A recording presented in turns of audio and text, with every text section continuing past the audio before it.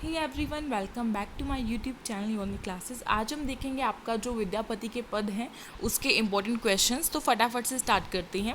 And आपको अगर कोई भी दिक्कत है, कोई भी प्रॉब्लम है हिंदी के सिलेबस से रिलेटेड, या फिर कोई भी किसी पोएम में या फिर किसी चैप्टर में आपको कोई भी क्वेश्चन आपके मन में है, तो आप मुझे फटाफट से कमेंट बॉक्स में कमेंट करके पूछ लीजिए।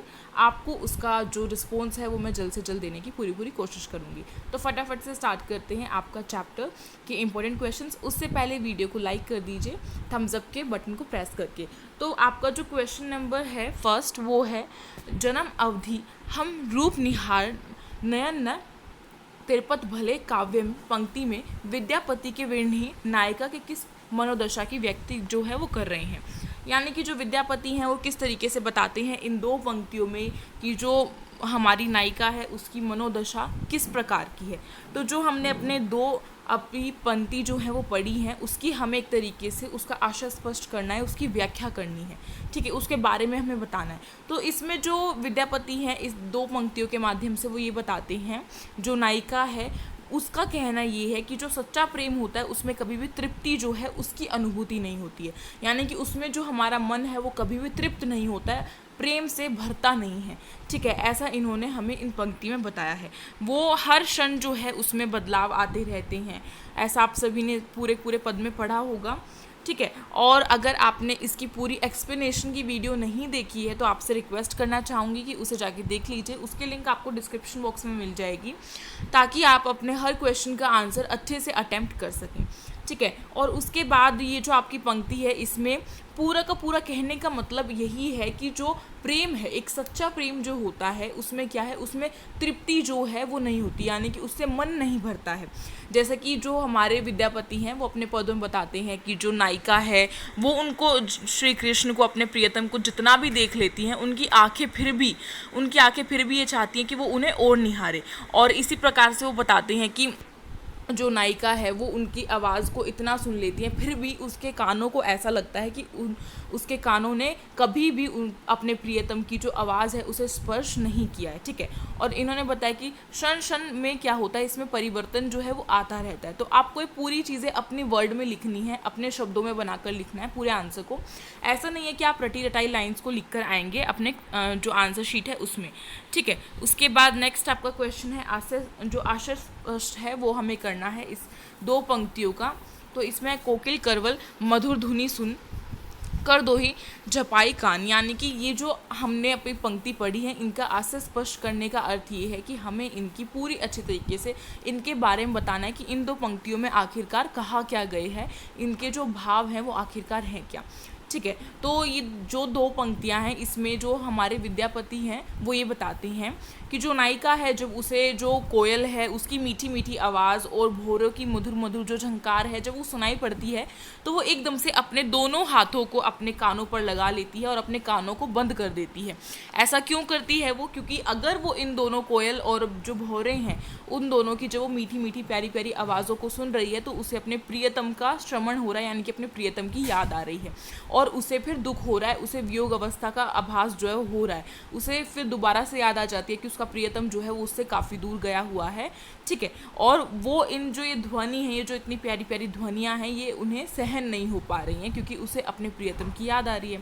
इसलिए आप इसको इस तरीके से लिख सकते हैं। उसके बाद नेक्स्ट जो आपका क्वेश्चन है वो है प्रेम की अनुभूति को बताना कठिन क्यों है। जो प्रेम है उसकी अनुभूति को बताना कठिन क्यों है, ऐसा हमें बताना है। और हमने जो पद पढ़ा था उसमें बिल्कुल साफ साफ अच्छे तरीके से हमें पूरा बताया हुआ था। तो वही है, जो नायिका है उसके लिए प्रेम की जो अनुभूति है उसको बताना इतना कठिन क्यों हो रहा है, क्योंकि जब उसकी जो सखियां हैं, जो बाकी सारी जो उसकी फ्रेंड्स थी नायिका की, जब वो उससे पूछती हैं कि प्रेम जो है वो आखिरकार है क्या, तुमने तो उसकी अनुभूति जो है वो कर रखी है, तुम्हें तो पता है कि प्रेम कैसा होता है, किस तरह का होता है। तो इसी कारण जो नायिका है उसको ये सारी चीज़ें बताने में काफ़ी जो दिक्कत है वो आ रही है, क्योंकि जब वो प्रेम की अनुभूति जो है, जब वो उन्हें बताएगी दोबारा से तो उसे अपनी प्रियतम की याद आ जाएगी। ठीक है, तो यहाँ पे अत्यंत कठिन है। प्रेम का स्वरूप प्रतिक्षण बदलता रहता है। उसने बताया नायिका ने कि जो प्रेम है उसका जो प्रेम जो है उसका स्वरूप जो है वो हमेशा बदलता रहता है। ऐसा नहीं है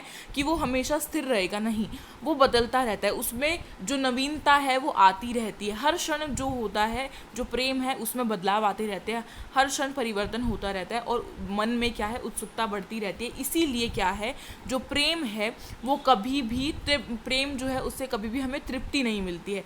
हमसे हमारा जो मन है वो प्रेम से भरता नहीं है, ऐसा नायिका का कहना है। तो आपको यही सब लिखना है कि जो प्रेम है, प्रेम से क्या है, प्रेम से हमें कभी भी तृप्त नहीं होते हैं।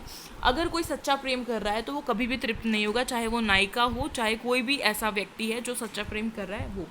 नेक्स्ट आपका क्वेश्चन वही कोयल और भौरे की करवल ध्वनि का नायिका पर क्या प्रभाव पड़ा, वही हमें बताना है। सेम है। तो देखो ये वाला जो क्वेश्चन है काफ़ी इंपॉर्टेंट है बिकॉज 2 बार रिपीट हो गया है।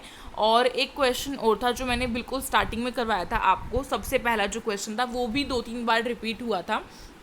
तो जो ये 2-3 बार रिपीट हो रहे हैं, इन क्वेश्चंस को आपको अच्छे से करके जाना है क्योंकि ये क्वेश्चंस जो हैं ये पूछे ही जाएंगे आपसे एग्ज़ाम में।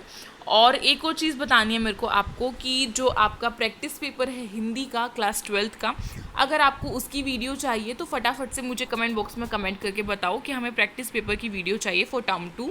और साथ ही साथ ये भी बताना है कि जो मैंने आपको काव्य सौंदर्य कराया था कि काव्य सौंदर्य जो है किस तरीके से लिखना है, ठीक है, किस तरीके से पूरा उसको लिखना होता है, अटेम्प्ट करना होता है ताकि जो टीचर है वो हमें फुल मार्क्स दे। तो वो मैंने वीडियो बनाई थी, अगर आपने वो देख लिया तो आपको ये भी पता होगा कि मैंने कहा था कि मैं एक और वीडियो लाऊंगी जिसमें मैं आपके जितनी भी पोएम्स है, यानी कि आपकी जो 3 पोएम्स लगी हुई हैं टर्म 2 में, उनकी क्या करूँगी, उनकी जो काव्य सौंदर्य है वो आपको करके बताऊंगी। ठीक है, तो काव्य सौंदर्य के लिए अगर आपको दूसरी वीडियो चाहिए तो फटाफट से मुझे कमेंट बॉक्स में अभी कमेंट करके बताओ, उसके बाद मैं आपको बनाकर दे दूंगी क्योंकि 2 ही दिन बच गए हैं। तो अब आपकी बारी है कमेंट करके बताने की। और इस आंसर में भी हम यही लिखेंगे कि जो कोयल और भंवरे हैं उनकी जो मीठी मीठी आवाज़ है, सुनहरी आवाज़ जो है, उनकी मधुर आवाज़ है, उनसे क्या हो रहा है, उनसे जो नायिका है उसके मन पर काफ़ी प्रभाव पड़ रहा है बिकॉज उसे अपने जो प्रियतम है, जो उसका नायक है, उसकी काफ़ी याद आ रही है। उसका श्रवण जो है उसे वो बार बार करा देते हैं, इसीलिए वो अपने दोनों हाथों से अपने कानों को बंद कर देती है और उसकी जो इन दोनों कोयल और जो भंवरे हैं इनकी आवाज़ नहीं सुनती है। ठीक है, जिससे कि उसका जो दुख है वो दोबारा से उभर जाएगा। उसके बाद नेक्स्ट आपका क्वेश्चन है प्रियतमा के दुख के क्या कारण। जो प्रियतमा है हमारी, इसमें जो हमारी नायिका है जिसको विद्यापति ने राधा बताया है एक तरीके से, वो जो है उनके दुख के क्या कारण रहे हैं। तो सबसे पहला कारण तो यही है कि उनके जो प्रियतम है वो उससे काफ़ी दूर है और वो वियोग अवस्था में है इस समय में। ठीक है, ये वाला एक लिख सकते हैं। सेकंड आप लिख सकते हैं कि सावन का जो महीना है, सावन मास जो है, इस समय पर भी जो प्रियतम है उनके, वो अपनी प्रियतमा से काफ़ी दूर हैं और इस वजह से उसे काफ़ी दुख हो रहा है क्योंकि ये जो मौसम होता है काफ़ी बहुत अच्छा सा होता है, उसमें बारिश हो रही होती है इस टाइम पे। ठीक है, आप सभी को पता है सावन के मौसम के बारे में, तो उसी से आपको रिलेट करके अपने जो पॉइंट्स हैं वो बनाकर आने हैं। उसके बाद नेक्स्ट यही जो मैंने आपको बताया था कि प्रियतमा के पास नहीं है प्रियतम उसका, और फिर वर्षा ऋतु में भी उसकी विरह जो पीड़ा है वो काफ़ी असह्य हो जाती है, यानी कि काफ़ी बढ़ जाती है, असहनीय हो जाती है। नेक्स्ट फिर आपका इसमें आप लिख सकते हैं प्रियतमा का प्रीतम उसके मन को हर कर अपने साथ लेकर चला गया, यानी कि एक आपने पंक्ति पढ़ी होगी पद में, या सेकंड पद जो है आपका या फिर फर्स्ट पद है उसमें आपने एक पंक्ति पढ़ी होगी जिसमें कि जो हमारी नायिका है वो ये बताती है कि प्रियतम मेरे मन के साथ साथ अपने मन को भी लेकर चले गए हैं, यानी कि मेरा मन तो उनके पास रह ही गया है, प्लस में क्या हो गया है, जो उनका मन है वो भी मथुरा लेकर चले गए हैं अपने मन को, जिससे कि क्या हो रहा है, जिससे कि जो प्रियतमा है वो बिल्कुल अकेली पड़ गई है, बिल्कुल अलग हो गई है अपने प्रियतम से। ठीक है, तो ये सारी बातें आप अपने इस आंसर में लिख कर आ सकते हैं। एंड यहाँ पर आपके सारे जो मैंने क्वेश्चन इस वीडियो, यानी कि ये जो आपका पद था, इसमें मेरे को जितने भी इम्पोर्टेंट क्वेश्चंस लगे थे इस पद में वो मैंने आपको करा दिए हैं। तो अगर आपको वीडियो पसंद आई तो प्लीज़ इस वीडियो को लाइक करें, अपने फ्रेंड्स में शेयर करें। एंड अगर आप न्यू है तो प्लीज़ सब्सक्राइब कर लीजिए हमारे चैनल को। साइड में जो बेल आइकन है उसे कर दीजिए प्रेस, जिससे कि न्यू वीडियोज़ की नोटिफिकेशन आपके पास हमेशा आती रहे। एंड टेलीग्राम ग्रुप को ज्वाइन कर लीजिए, उसकी लिंक आपको डिस्क्रिप्शन बॉक्स में मिल जाएगी। प्लस में एक चीज़ और मेरे को आपको बतानी है कि जो आपका पत्र लेखन है वो किस तरीके से लिखना है, उसका क्या प्रारूप होता है, यानी कि क्या उसका फॉर्मेट होता है, वो मैंने बताया हुआ है आपको। उसकी वीडियो की लिंक भी आपको डिस्क्रिप्शन बॉक्स में मिलेगी। और अभिव्यक्ति और माध्यम के जितने चैप्टर्स हैं उनकी पूरी मैंने अच्छे से एक्सप्लेनेशन की है हर टॉपिक की। प्लस में जो उनके इंपॉर्टेंट क्वेश्चंस हैं वो भी मैंने कराने स्टार्ट कर दिए, तो उसकी प्लेलिस्ट की लिंक भी आपको डिस्क्रिप्शन बॉक्स में मिलेगी। फटाफट से जाकर वहाँ से चेक करो। और देखो, अब तो इतनी सारी चीज़, इतना सारा कंटेंट आपके पास है, अभी भी अगर आप अच्छे से नहीं पढ़ेंगे तो फिर कैसे जो है बात बनेगी। टर्म 1 में अगर आपके अच्छे मार्क्स आ गए हैं तो ऐसा नहीं है कि आपको टर्म 2 में अपने कम मार्क्स लाने। हिंदी में आपके मार्क्स बहुत अच्छे आने चाहिए, जिससे कि आपकी जो परसेंटेज है वो इंक्रीज़ हो। तो आई थिंक आपको मेरी बात अच्छे से समझ में आ गई होगी। मिलेंगे एक न्यू वीडियो के साथ। Thank you so much for watching this video.